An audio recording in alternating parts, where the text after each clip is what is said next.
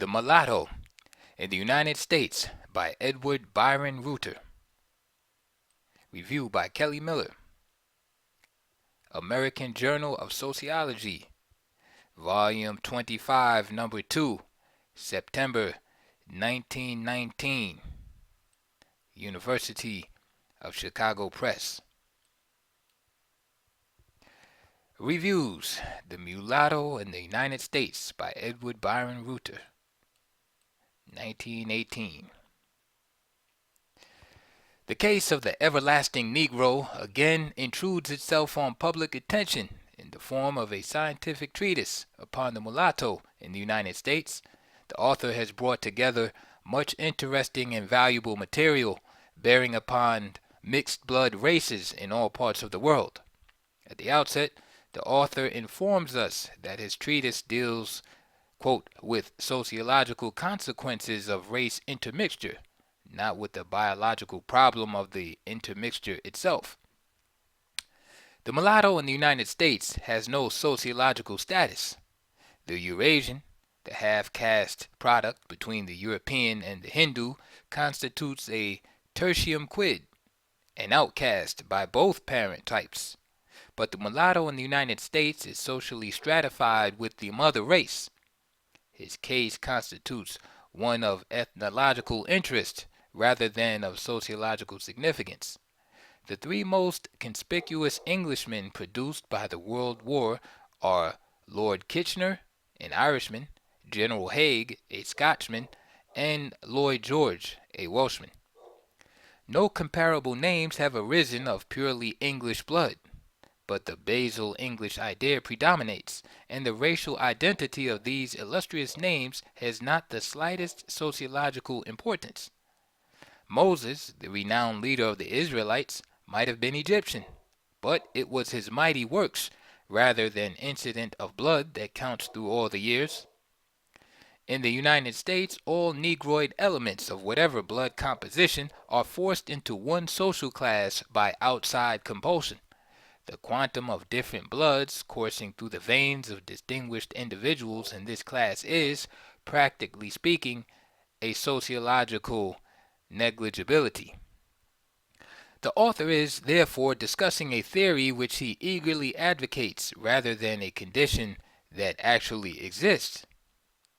The scientific pretension of this treatise is vitiated by the vagueness of fundamental definition. The word mulatto is used as, quote, a general term to include all Negroes of mixed ancestry, regardless of the degree of intermixture. This definition is not only unscientific, but practically meaningless. A careful observation of Negro schools, churches, and miscellaneous gatherings in all parts of the country convinces the reviewer that 3/4 of the Negro race have some traceable measure of white blood in their veins. It is, therefore, not the least surprising that practically all eminent Negroes in the different walks of life are classified as mulattoes. One is reminded of a famous historian who proved conclusively that the Caucasian race alone had made valuable contributions to civilization by claiming that all people who had made such contributions were Caucasians. At the expense of great labor and pains, the author has analyzed numerous lists of eminent Negroes, and by some unexplained process has separated the mulattoes from the blacks. Frederick Douglass tells us that genealogical trees did not flourish among slaves. It is indeed a wise Negro who knows his own ancestry.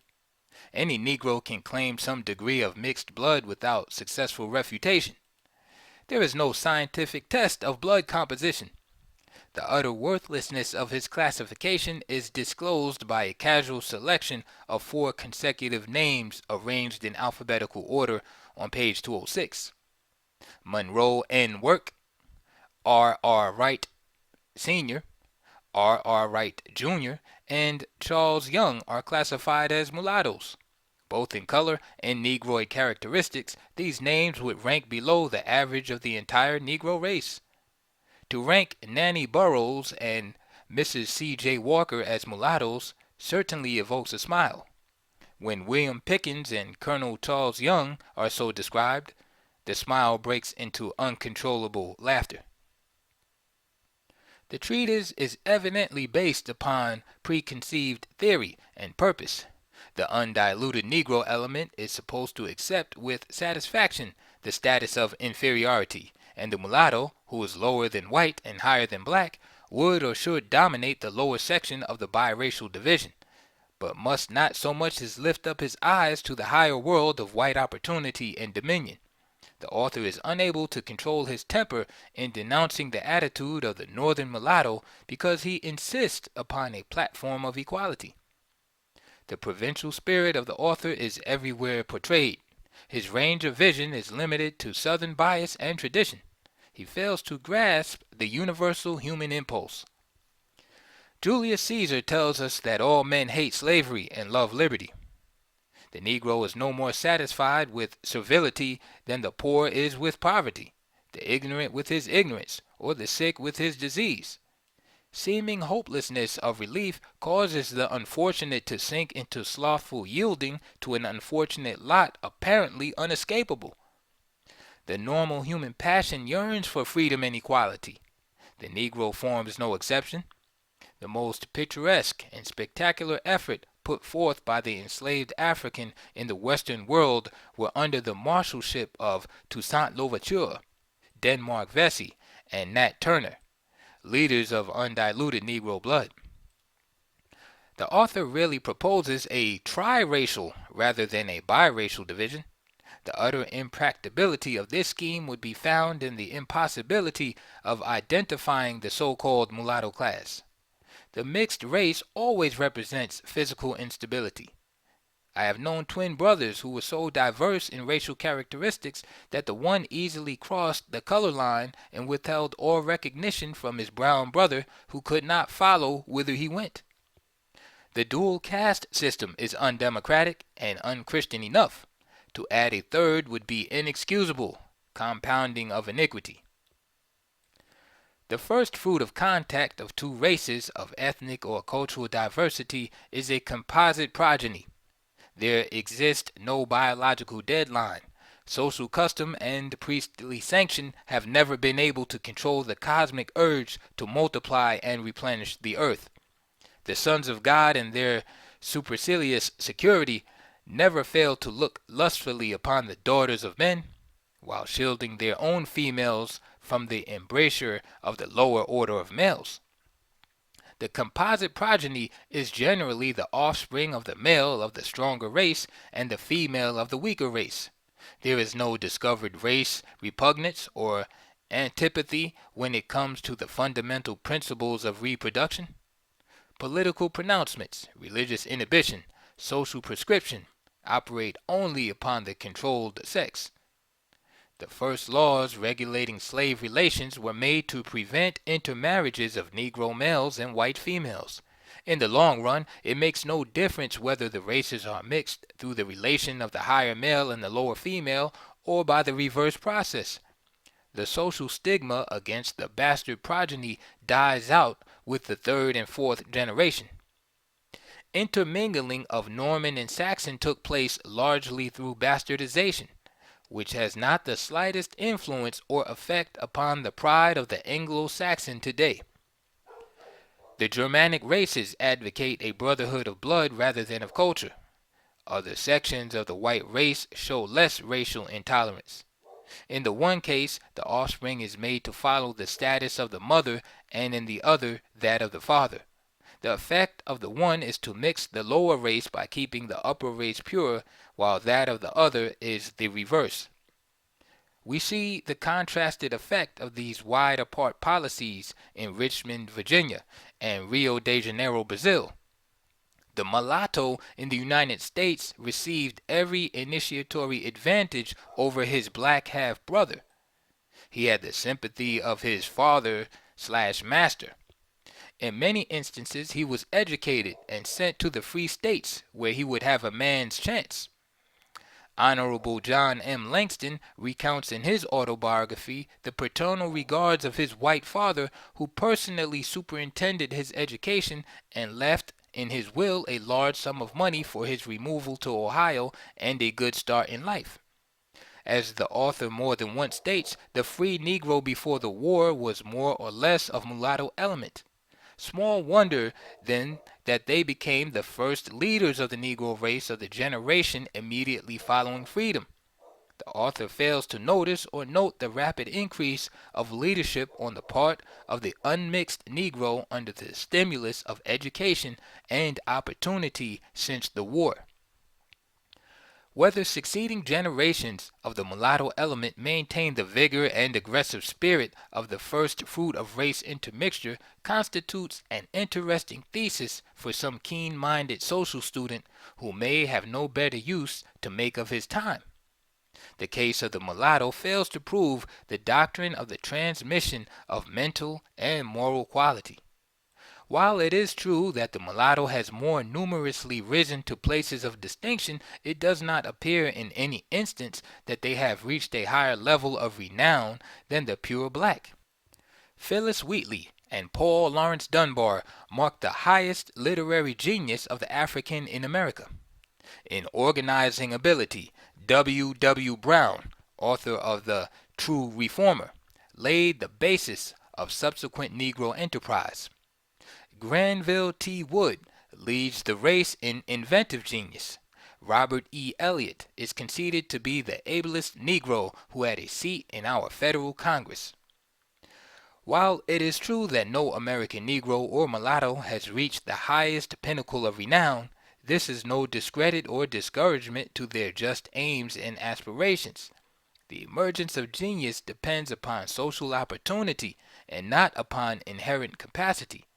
The white race of Mississippi has produced comparatively few illustrious names as compared with Massachusetts, although they justly lay claim to the same underlying racial capacity. Their environment has not been conducive to the emergence of genius or talent of the highest order. Neither Negro nor mulatto has had the opportunity for the exhibition of transcending genius. For but half a century, he has been playing in the backyard of civilization. The few men of eminence who have risen under these circumstances are hopeful indications of what may be expected as the area of opportunity and privilege is enlarged. The cause of the Negro, regardless of blood equation, before the American people is one and inseparable. The cleavage which grew up under slavery is rapidly dying away under the more enlightened policy of freedom. The author is again fundamentally mistaken in presuming that the mulatto constitutes a self-continuing class without intermingling with the mother-parent group. If this contention were true, there would be no mixed blood less than one-half white. On the other hand, the amount of white blood already injected in the Negro race is not likely to be greatly increased by further fresh infusion. The rapid growth of the mulatto element as shown by the federal census is due to the wide diffusion of white blood already injected in the Negro race. The laws of a great majority of the states of the Union prohibit intermarriages between the races. This absolutely prevents legitimate mulatto offspring. The growing sense of self-respect and decency on the part of the black has checked almost to the point of stoppage the illegitimate progeny. Even where illicit relations between the races are indulged in, it is not likely to result in an issue. On account of the, quote, sage femme and the practice of race suicide, such issue arising from the process of the old order complacent concubinage will not be prolific in the red light district and city slums. The segregation of the races, making relationship less easy, tends to the same end.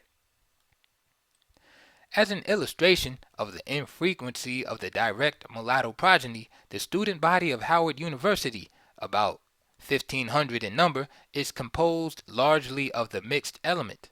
There are probably not a half-dozen children of white parents in this entire number. On the other hand, the first pupils in this institution a generation ago were very largely the offspring of such parentage. The ones who are of lightest hue and show closest physical similarity to the white race are known to be the legitimate children of a colored co-parency. Of the more than 2 million so-called mulattoes in the colored race, an overwhelming number, especially of the younger generation, are offspring of colored fathers and mothers. It is safe to say that they average about one-fourth of the full-blooded white men who have become absorbed in the colored race.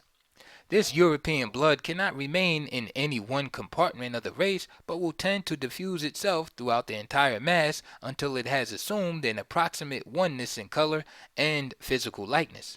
The process of diffusion will be facilitated by the well-known tendency of the male to mate with the female of lighter hue. There are comparatively few monochrome marriages within the Negro race. The colored male of all shades is prone to mate upward and the female downward on the chromatic scale. The poet Dunbar speaks of the swarthy maid with her swarthier swain as typical of this tendency. The 100,000 quadroons and the 69,000 octoroons, together with numerous thousands of the 900,000 mulattoes returned by the census of 1890, are crossing and are still likely to cross the great social divide and incorporate into the white race in order to escape the lowest status of the despised fraction of their blood. In some states, a person with only 1/8 Negro blood is given the legal status of white. The transition of the quadroon, octoroon, and lighter mulattoes will widen the physical margin between the two races. The male more easily crosses the social deadline than the female. This gives a darker male a wider area for his well-known propensity to mate with a lighter female and will thus facilitate the rapid diffusion of white blood throughout the race. Negro schools, especially in cities and towns, show few children of unadulterated Negro type and very few of the other extreme which cannot be detected from white.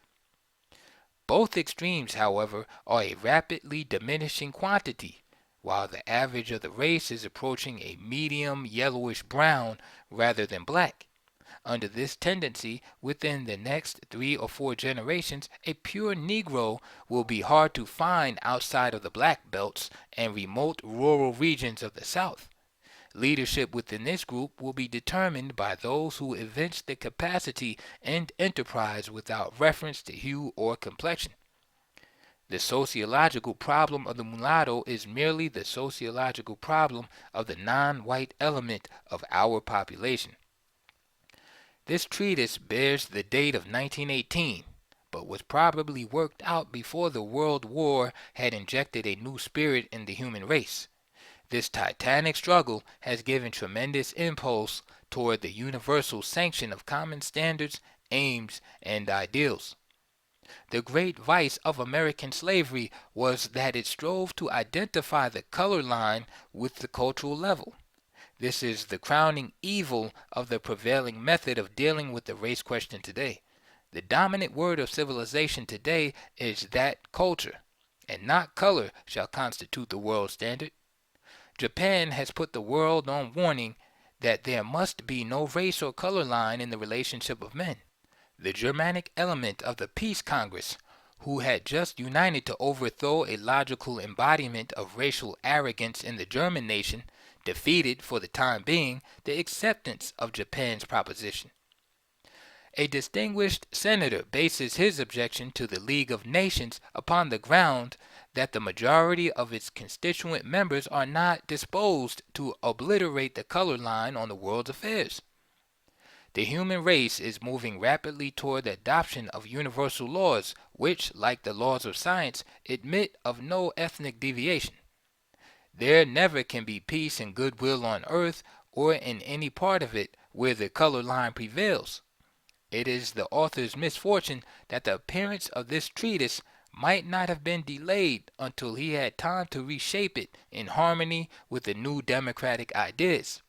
As long as men take counsel of color rather than of conscience, there will be turmoil and confusion in the world. A biological civilization can only be local and temporary. The equilibrium of the world must be based on the universally acknowledged and accepted scientific, ethical, social, and spiritual laws. not subject to variation to meet the pride and arrogance of men. Those who argue otherwise tend to frustrate the fulfillment of the universal longing of the human heart for peace on earth and goodwill toward men. Those who profess Christianity as the worldwide religion and yet justify the operation of a color line disprove and discredit their pretension. If Christianity is to be a biological religion, it cannot be universal. The ideal of Christianity is that all of its devotees, regardless of ethnic deviation, are baptized in one spirit. Spiritual kinship transcends all other relations among men. Unless Christianity can overcome the color line, the universality of its claim will be discredited, and the world must still repeat the query propounded by the rugged teacher of righteousness to his august relative and rival. Quote, "Art thou he that should come, or do we look for another?" Kelly Miller, Howard University, Washington, D.C. End of the review of the Mulatto in the United States by Edward Byron Reuter. The review by Kelly Miller, 1919.